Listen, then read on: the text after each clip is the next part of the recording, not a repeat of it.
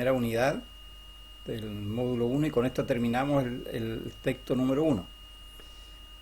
Y comenzaremos con la revisión de las tareas que quedaron de la unidad 2. Ahora, en primer lugar, quiero agradecer a todos los que me han escrito a mi correo electrónico profecifuente157@gmail.com preguntándome y consultándome acerca de las actividades y dudas, mostrándome sus tareas, y yo le he mandado reporte a cada uno de ellos. Así que invito a todos a hacer lo mismo, ¿ya? Envíen sus tareas, yo se las corrijo y les digo lo que está bien, lo que está mal, y así vamos avanzando, ¿ya? Bien, vamos a corregir las tareas de la unidad 2. En primer lugar teníamos esto, que era... había que poner nombres de sustancias. Entonces yo aquí puse las mías. Ya puse la sal, por ejemplo, que sirve para sazonar alimentos y está constituida de sodio y cloro, que por eso es elemento. Después puse el azúcar, que es sirve para endulzar los alimentos y está compuesta de hidrógeno, carbono y oxígeno. El petróleo, una sustancia conocida nada más. Es un combustible y está compuesto por carbono e hidrógeno. El vino es una bebida alcohólica y está compuesta por hidrógeno, carbono y oxígeno. El bronce, que es una aleación, sirve para la construcción de objetos y está compuesta de cobre y estaño. Entonces, ahí tenemos diferentes sustancias. O sea, cuando se unen los átomos, es para formar sustancias. A través de moléculas algunas o a través de cristales o red cristalinas. Si el enlace es metálico, va a tener una red cristalina. Si es un líquido, una sustancia, ya como el agua, vamos a tener va a estar constituida de moléculas de agua, ¿ya? Y así vamos nombrando todas esas sustancias. Ustedes podrían tener otras, ¿ya? Pero tienen que tener claro y averiguar e investigar por internet, por como sea, o por los textos que les di de séptimo a cuarto medio, de qué están hechas esas sustancias, ¿ya? Entonces, siempre una sustancia va a estar compuesta por uno u otro elemento químico. Tenemos más de 110 elementos químicos y por lo tanto la unión de esos átomos va a conformar moléculas, cristales o redes cristalinas, ¿ya? Aquí nos pedían que nosotros buscáramos las semejanzas y las diferencias entre los distintos enlaces que se forman con los átomos. El enlace iónico con el enlace covalente, por ejemplo. ¿Cuáles son las semejanzas? En ambos enlaces, en ambas uniones, ¿ya?, participan los electrones de la última órbita atómica. Recuerden que el modelo atómico actual tiene orbitales, ¿ya? Los átomos de los últimos orbitales se entrelazan y se unen, y por lo tanto compartiendo o entregando electrones. Allí tenemos entonces la semejanza, pero la diferencia está más abajo, ¿ya? En el enlace iónico se origina por los electrones que se transfieren, y en el enlace covalente se origina por los electrones que se comparten, ¿ya? Ya sea que se cedan electrones o se compartan electrones, ahí se produce un enlace entre un átomo con otro átomo de un elemento y van formando las sustancias, ¿ya? Volvemos arriba y acá tenemos el enlace iónico comparado con el enlace metálico, que es el tercer tipo de enlace. No hay otros más, son tres: iónico, covalente y metálico. Aquí vamos a comparar la semejanza entre el iónico y el metálico. En el iónico nosotros ambos enlaces se originan cristales, ¿ya? Esa es la respuesta. Las diferencias. El enlace iónico se origina por los electrones que se transfieren, ¿ya? Un átomo le transfiere electrones al otro y se carga eléctricamente. Y el metálico se origina por los electrones de valencia que forman una nube en torno a los átomos, ¿ya? De esa manera se unen para formar enlaces metálicos, ¿ya? Entonces el enlace metálico va a originar una red cristalina de electrones en torno a los diferentes núcleos atómicos que se unen. La tercera tarea, vamos a la tercera. Había que dibujar o completar esta tabla, ¿ya? En esta tabla están las tres formas como una molécula se puede representar, ¿ya? Después del nombre tenemos la segunda columna, hay varios puntitos allí, cada puntito representa un electrón, ¿ya? Entonces, de esta manera se puede representar un enlace o una molécula, ¿ya? Mostrando los electrones de valencia. Ahí está el elemento carbono, oxígeno, carbono y oxígeno, y entre ellos, entre el oxígeno y el carbono, hay dos electrones, ¿ya?, que se comparten. Y entre el carbono y el oxígeno de la derecha también hay dos electrones que se comparten.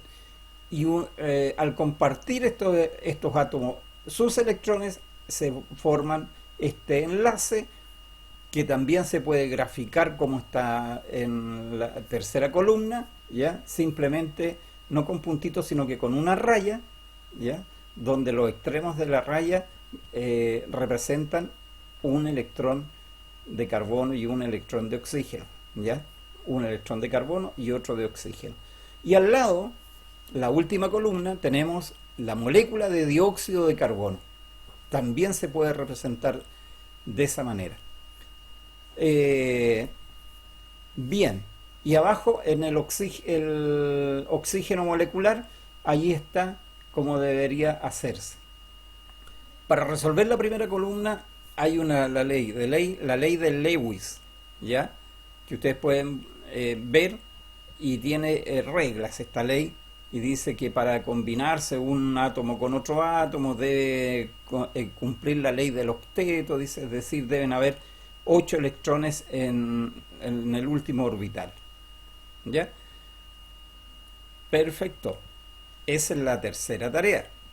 Aún queda otra, ¿ya? La cuarta. En la cuarta tarea había que completar este cuadradito, ¿ya?, poniéndole sí o no. En primer lugar, le correspondía al enlace iónico decir que no. ¿Los electrones orbitan en torno a más de un átomo? No. En el enlace iónico no orbita, no se comparten electrones, sino que se ceden electrones. Entonces, en el enlace covalente, sí, ¿ya? Ahí se comparten los electrones, y por lo tanto el electrón orbita en torno a más de un átomo, ¿ya? Luego dice la otra columna, se distingue de manera muy definida cada molécula. En el enlace iónico no, en el enlace covalente sí, ¿ya? Y en el enlace metálico tampoco, ¿ya? Finalmente llegamos a la última columna, el compuesto formado es más estable que los átomos separados. En los tres tanto enlaces, sí, el compuesto formado es mucho más estable que los átomos propiamente tal. Por ejemplo, en el caso del agua, si yo separo los átomos que componen el agua, voy a obtener dos gases, y el gas es mucho más inestable que el agua, ¿ya? Bien. Luego tenemos esto. Nos pedían completación de oraciones. Las frases quedan como sigue. El método es un compuesto formado Perdón, el metano es un compuesto formado por un átomo de carbono y 4 átomos de hidrógeno. El amoníaco, NH3. El amoníaco es un compuesto formado por un átomo de nitrógeno y 3 átomos de hidrógeno. Y la glucosa, o el azúcar, la glucosa es un compuesto formado por 6 átomos de carbono, 12 átomos de hidrógeno y 6 átomos de oxígeno. Bien, y la tercera parte de esta tarea pedía cuál era la diferencia entre un compuesto orgánico y un no orgánico. La diferencia es mínima, ¿ya? Simplemente hay que decir que los compuestos orgánicos contienen el elemento carbono dentro de su molécula, ¿ya? Ahí tenemos entonces corregida la cuarta actividad, ¿ya? Y nos quedaría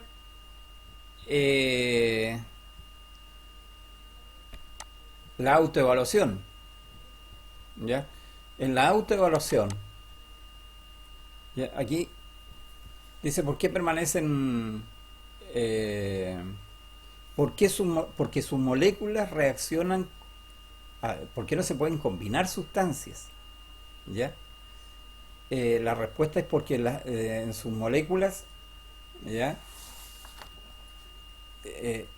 Porque sus moléculas reaccionan con las del otro compuesto formando nuevas sustancias con características químicas diferentes que pueden ser nocivas para el organismo humano, ¿ya? Ahí le falta una R a esto, ¿ya? Que hay que corregir. Vamos a aprovechar de corregir esto, ¿ya? Ahí está corregido. Entonces, no se pueden mezclar, no es llegar y mezclar sustancias unas con otras, ¿ya? Porque pueden dar, dice, evite mezclar con otros productos de limpieza, especialmente con cloro, ya que pueden producir vapores tóxicos. En caso de digestión, si el producto dice ser inofensivo para las personas, ¿por qué se transforma en algo peligroso al mezclarlo con otros productos? Entonces, ahí hay que tener cuidado.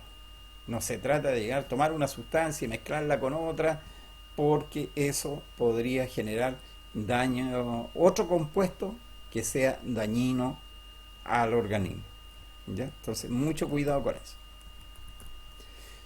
Bien, luego había que poner alternativas, ¿ya? Si corresponde lo expresado en la columna de la derecha a un enlace iónico, se le pone 1. Si es covalente, 2. Y si es metálico, 3. Entonces, en la primera línea, esa definición corresponde a un enlace covalente.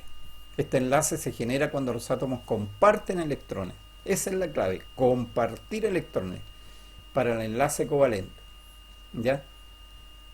Y en la segunda fila correspondería a un enlace iónico, al 1.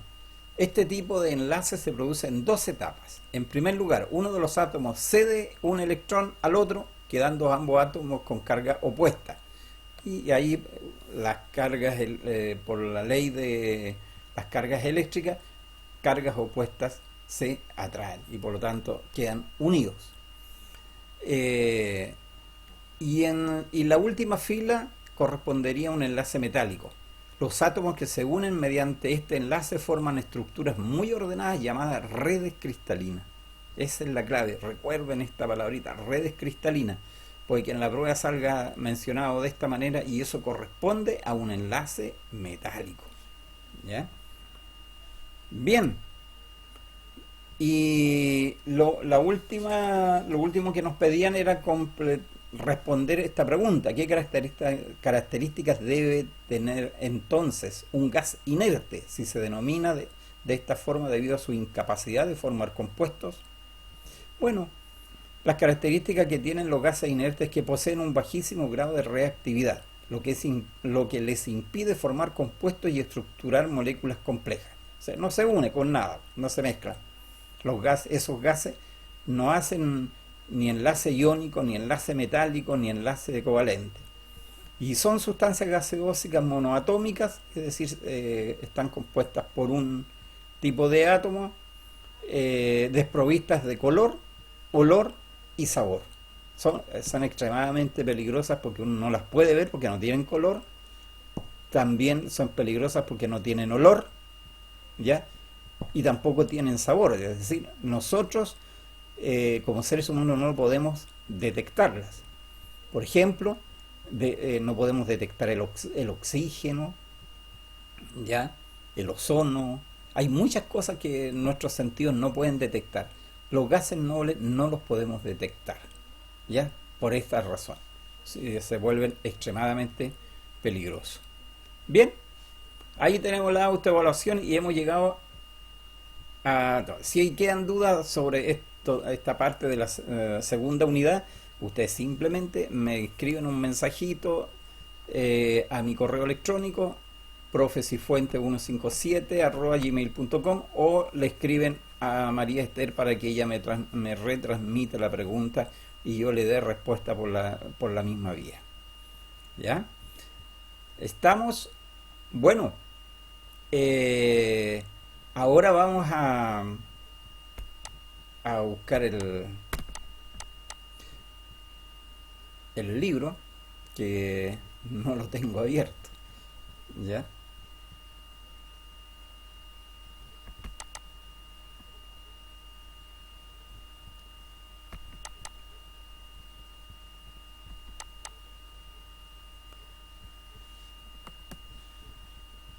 Estamos abriendo el libro.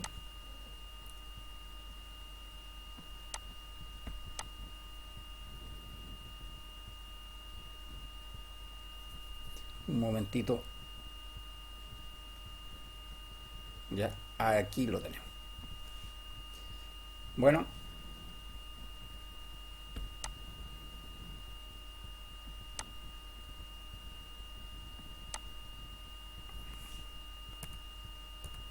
vamos a buscar la unidad, que es la 3, ya la última.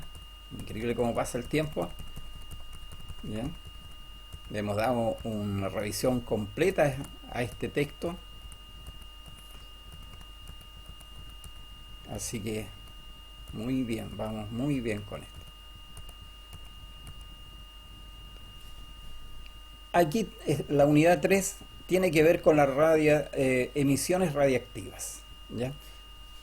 Decimos que este átomo que hemos descrito, que tiene protones, neutrones y electrones, que tiene un núcleo, que tiene electrones circulando en orbitales, ¿ya? Su núcleo está muy compacto, pero una de las características principales de la definición moderna de átomo es que este se puede dividir. Antiguamente se creía que no. Se puede dividir. Pero cuando se divide el núcleo de un átomo, ocurre lo siguiente, ¿ya? Aquí tenemos la parte baja, puesto un dibujo sobre la división del átomo, ¿ya? Si yo lo divido en el núcleo atómico, entonces vamos a generar radiación, ¿ya? Radiación y partículas. Entonces, se genera radioactividad, se genera partículas, ¿ya? Se genera luz, se genera calor, ¿ya? Entonces, aquí está descrito de otra manera. Toda esta transformación en la lámina azul que ustedes tienen, ahí tienen el núcleo, puede ser de cualquier elemento, lo dividimos, la división del núcleo atómico se llama fisión nuclear, ¿ya? Entonces se genera lo que está al lado izquierdo, que es otro núcleo con menos partículas que el original, porque las otras partículas están aquí al lado derecho y se llaman partículas alfas, ¿ya? Entonces, todas las partículas que no fueron hacia el lado izquierdo en la división quedaron acá al lado derecho. Entonces, por eso nosotros decimos que esta división nuclear genera partículas y genera radiación, Bueno, ¿cómo medimos esta radiación? Albert Einstein ya nos da la clave y nos dijo que la energía que se libera en la división nuclear puede ser medida con esta fórmula que ustedes tienen en la parte baja ahí, una E de energía, ¿ya? Igual a la masa multiplicado por la velocidad de la luz. Entonces, la velocidad de la luz, estamos hablando de 300.000 kilómetros por segundo. Es una cifra altísima. Multiplicado por una pequeña masa, igual son cifras muy grandes de energía. ¿Ya? Por muy pequeña que sea la partícula, el núcleo atómico genera mucha energía. Y esto fue lo que aprovecharon los científicos para crear una bomba, ¿ya? Una bomba atómica. Entonces, se debe a que la masa falta. Ahora, esta energía, dice, se transformó. La energía nunca se pierde. Siempre se transforma en algo. Nunca, nunca, nunca se va a perder. ¿Ya?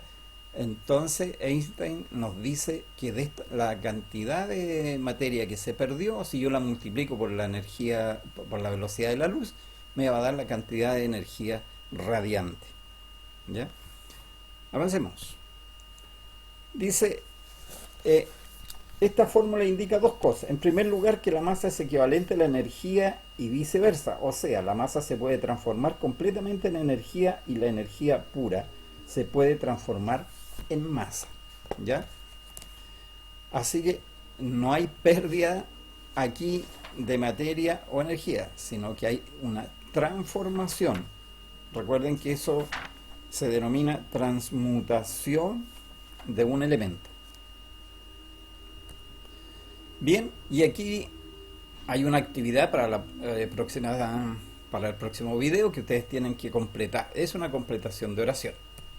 ¿Ya? Los tipos de radiación que se emiten cuando se divide el núcleo atómico, ¿ya? Son, digamos, por decirlo así, tres. Los más conocidos: alfa, gamma y beta. Está dibujado ahí en la página 76. ¿Ya? Tenemos una emisión adentro de un bloque de plomo. Tenemos un material radiactivo y al pasar por una carga eléctrica, por un potencial eléctrico, ya tenemos una diferencia de potencial eléctrico, se van desviando. Hacia arriba se desvían las partículas alfa, por el centro no se desvían, casi no se desvían las partículas gamma, y hacia abajo se desvían las partículas beta. Este es un experimento muy relevante por las consecuencias que va a tener posteriormente, que vamos a ir analizando. Por ejemplo, las partículas alfa, lo que se describió como que eran las que se desvían hacia la parte alta, ya están formadas por 2 protones y 2 neutrones. ¿Ya?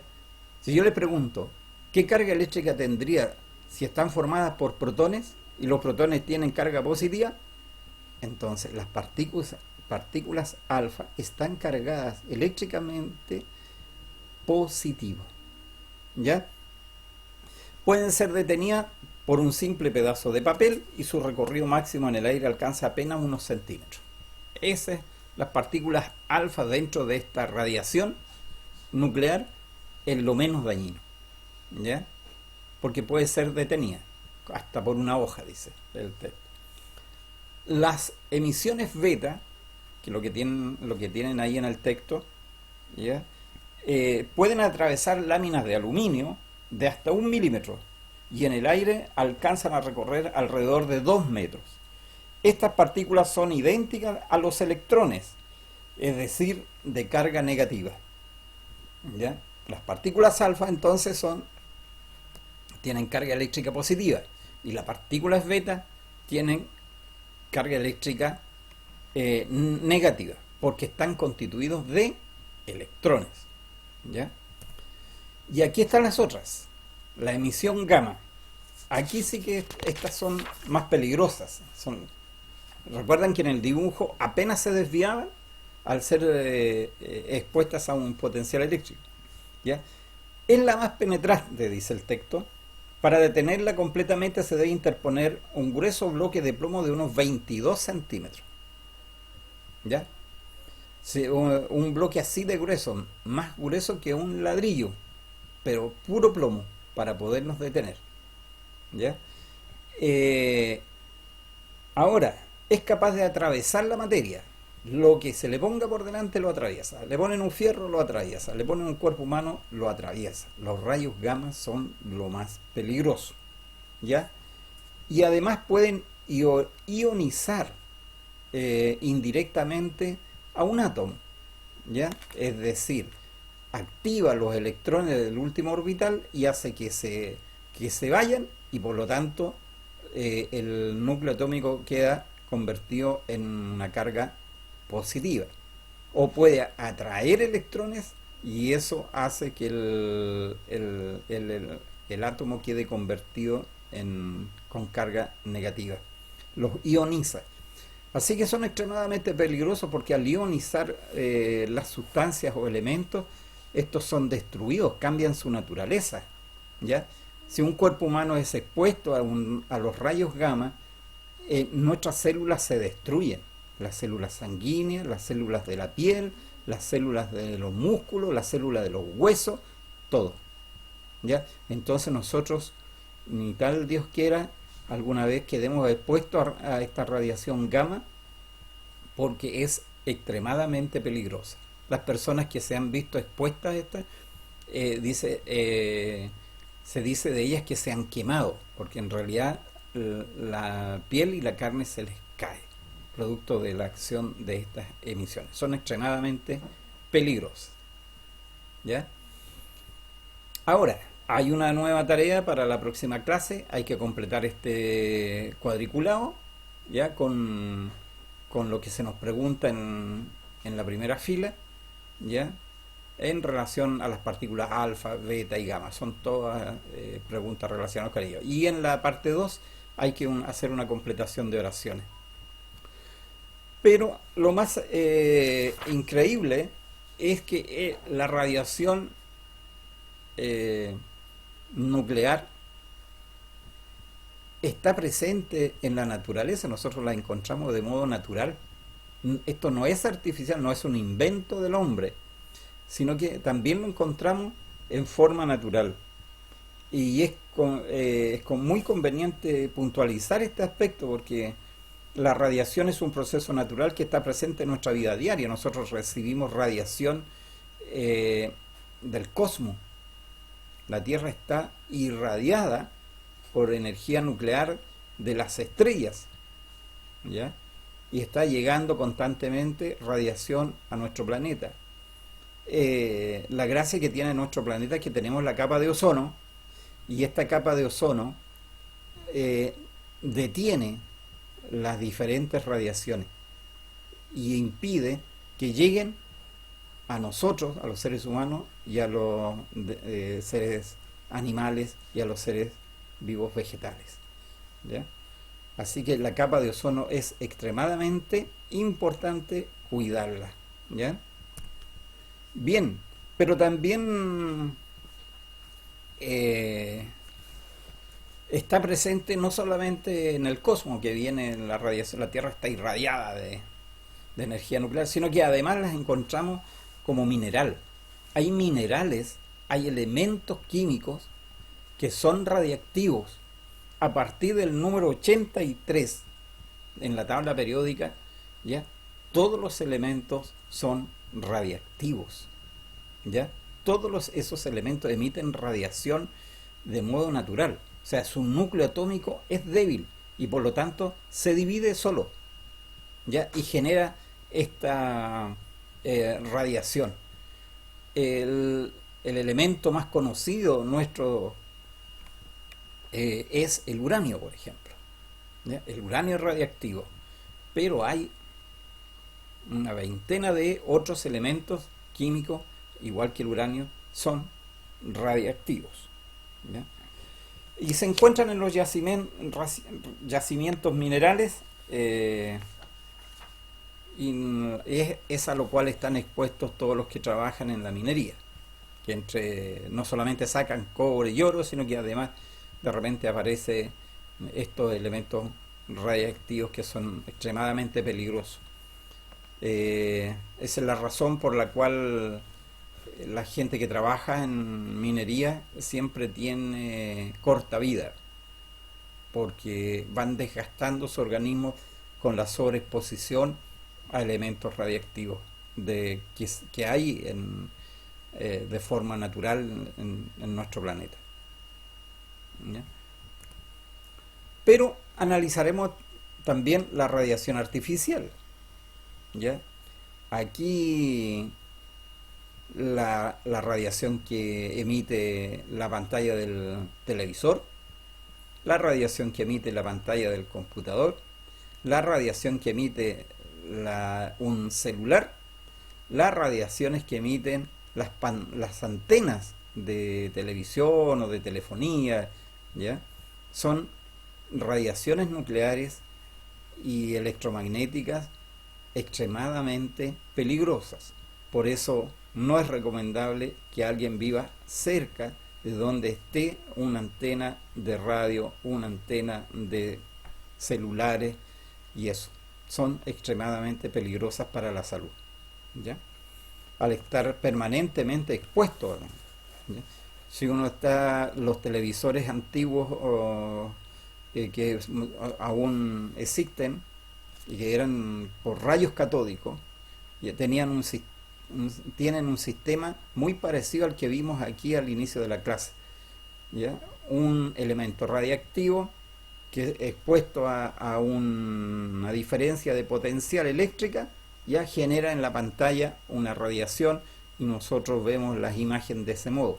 Pero esa radiación no se queda en la pantalla, sino que sale hacia el exterior, y la radiación gamma puede llegar fácilmente más allá del alcance de una persona, digamos, ¿ya? Una persona que esté ubicada a 2 o 3 metros del televisor puede recibir fácilmente la radiación gamma que emite un televisor. Por eso también los celulares emiten radiación, y no es bueno estar tanto tiempo expuesto a la radiación de un celular, ¿ya? Bien, y en la artificial también tiene sus características propias, que las de riesgos propios, ¿ya? Vamos a avanzar. Ahí está la imagen del celular, hay una planta nuclear, ¿ya? Los riesgos de la radiación. La radiación puede ser ionizante, lo que significa que altera la composición química de las moléculas, células y tejidos. Esta alteración provoca un desorden generalizado en las funciones vitales de un organismo, produciendo daños, mutaciones o la muerte, ¿ya? Eso hay que tenerlo en consideración, porque si bien es cierto, son útiles, es bueno no estar expuesto a esta radiación. Si ustedes visitan el hospital, van a ver los signos, ese signo que está ahí como cruz negra o roja, ya sobre fondo amarillo, eso significa peligro de radiación. Y en el hospital donde se toman las radiografías está este signo como alerta para todas las personas, porque si están tomando radiografías al interior, bueno, las personas que van pasando por el pasillo, al ser los rayos gamma muy penetrantes, pueden estar expuestos a esta misma radiación, que no es conveniente para nadie. Puede acelerar la enfermedad o agudizar una enfermedad que ya tenga. O una persona embarazada, una mujer embarazada puede exponer al bebé que lleva en su vientre a esta radiación, lo que alteraría su composición genética y podría nacer con algunas discapacidades. Bien. También puede tener Dice un efecto genético, dice el texto aquí en la parte baja, ¿ya? Ya que altera moléculas del ADN, introduciendo mutaciones en las personas de generaciones posteriores, cuyas características son difíciles de predecir. Es lo que yo les estaba diciendo. También los usos y aplicaciones de la radiación, miremoslo por el lado positivo, ¿ya? Sirve para el diagnóstico de enfermedades, ¿ya? Y también para el tratamiento del cáncer, ¿ya? Se puede irradiar un tumor para que no siga creciendo ni difundiéndose por todo el organismo, ¿ya? Entonces se puede someter a una persona a una radiación, y también se pueden hacer exámenes al cerebro, al hígado, a los pulmones con elementos radiactivos que se dan a beber o se inyectan al momento, 2 horas antes de hacer una tomografía computada, que son los equipos que ustedes están viendo ahí en el texto, ¿ya? En la industria también se utiliza la radiación nuclear porque permite detectar fugas, derrames o fallas en los ductos, ¿ya? En el medio ambiente también se usa para el estudio del medio ambiente. Se han aplicado una serie de estudios para detectar y buscar soluciones a distintos problemas de contaminación, tanto del agua como del aire, ¿ya? No todo es malo. Si se usa adecuadamente, la energía nuclear es un aliado nuestro. Evitamos el cáncer, controlamos la contaminación, hacemos en la industria algunos procesos, detectamos ciertos procesos si están bien o están mal, o si están emitiendo o no están emitiendo radiación. En la agricultura, por eso aparece aquí esos campos muy lindos ahí, también se utiliza para medir la efectividad de los nutrientes para diversas plantaciones. Por ejemplo, nosotros lo tenemos acá cerca de Yumbel, está el vivero Carlos Douglas, y tienen allí un estudio, ¿ya?, sobre cómo nutrir mejor los pinos que ellos plantan, y uno puede ver la diferencia abismante que hay entre una plantación que haga Mininco con una plantación que haga un agricultor nuestro. ¿Cuál es la diferencia? Es que ellos han estudiado cómo absorbe los nutrientes el pino, y por lo tanto, si lo han estudiado, saben cómo hacer que esto crezca rápidamente. Se llega a saber cuántos nutrientes capta una planta y en qué época del año se tiene que aplicar el fertilizante para su mejor producción. ¿Ven? Esto por supuesto se hace en los laboratorios y después se lleva a la práctica en terreno. Bien, estamos llegando al final. Hay que hacer esta tareita que está ahí en la página, ¿ya? Esta es la parte no muy agradable. Después viene una síntesis de la unidad, ¿ya?, un resumen, y la autoevaluación que ustedes tienen que completar. Con esto damos por finalizado el módulo 1, el libro 1 del primer ciclo, ¿ya?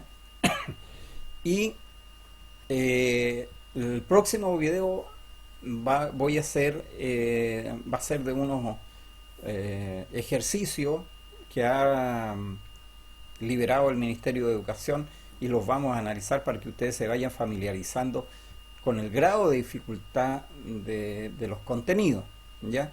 Entonces vamos a analizar un par de ejercicios, y si no hacemos eso, podemos comenzar con el cuarto video, pero ya con materias de biología. Muchas gracias por la atención y no olviden de escribir sus dudas y consultas. Muchas gracias, hasta luego.